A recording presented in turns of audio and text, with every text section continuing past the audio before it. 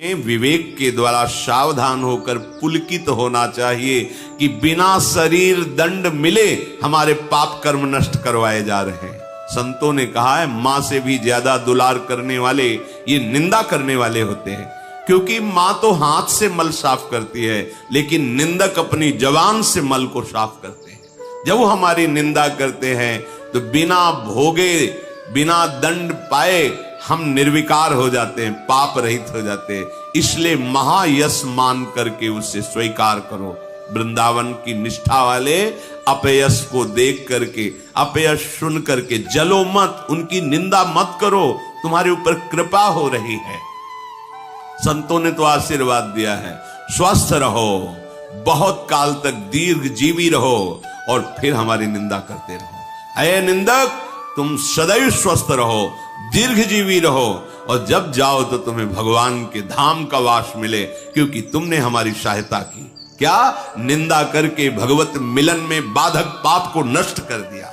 ये असलियत है, ये कोई ऐसा नहीं कि भावुकता की बात है, सत्य विषय है, इसे स्वीकार कर लो। पर है बहुत जहरीला, है बहुत कड़ुआ, इसको स्वीकार कर लिया तो हृदय का जहर नष्ट हो। जहर जहर को मारता है, सांप काटे ना तो फिर जहर का इंजेक्शन लगता है, वो ठीक हो जाता है। तो ये ऐसा औषधि है जो आपको बिना दंड भोगे निर्विकार कर देगी। और कह रहे हैं मन्नेथा अधमैश्च दुष्परिभवान सम्मानवत सत्तमयी। यदि कोई अधम नीच पुरुष तुम्हें पीट दे तो ऐसा मानो जैसे कोई बहुत बड़ा राजा धीराज तुम्हारा सम्मान करे, तो कैसा लगेगा? ऐसा मानो नीच पुरुषों द्वारा किया हुआ अपमान अमृत के समान। नीचापमानम सुधा, ये थोड़ा कठिन बात है, पर यह है अमृत बात। थोड़ा कठिन भी हो तो अमृत हम।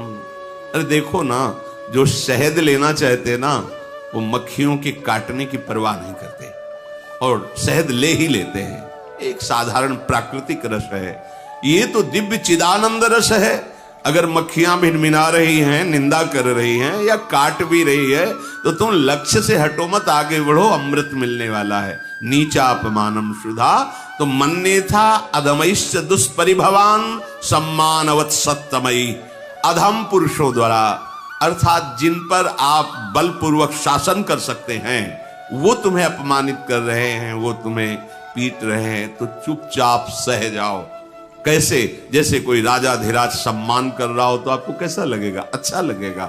ऐसे ही आप स्वीकार करो कि आज मेरी बात बन गई, प्रिया प्रीतम मिल जाएंगे अगर हम इससे सह गए तो। दैन्यान्येव महाविभूति मतिसल्लाभान लाभान सदा।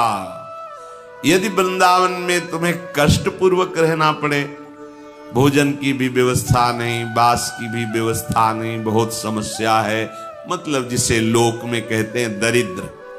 अगर दैन्यान्य दरिद्रता पूर्वक यदि वास करने का आपका संयोग बना है, तो आप इतने आनंद में रहो, मान लो आपको सब धनराशि मिल गई है। क्यों?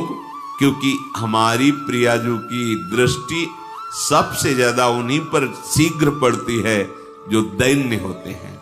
यही दरबार दीन को आदर जीत सधे लाडली। अब तेरे सिवा मेरा भरण पोषण करने वाला, मेरी रक्षा करने वाला, मेरा हितैषी कोई नहीं है, बस आप ही हो। बस महिमा प्रकाशित हो जाएगी, महिमा प्रकाशित हो। बस केवल एक भरोसो, एक बल, एक आस विश्वास। कह रहे हैं कि पापान्येव च पुण्यमस्ति। यदि वृंदावन में वास करने से पाप होता है तो उसे महापुण्य समझो। क्या अर्थ है इसका भाव? वृंदावन में रहकर पाप करे तो उसे पुण्य माने?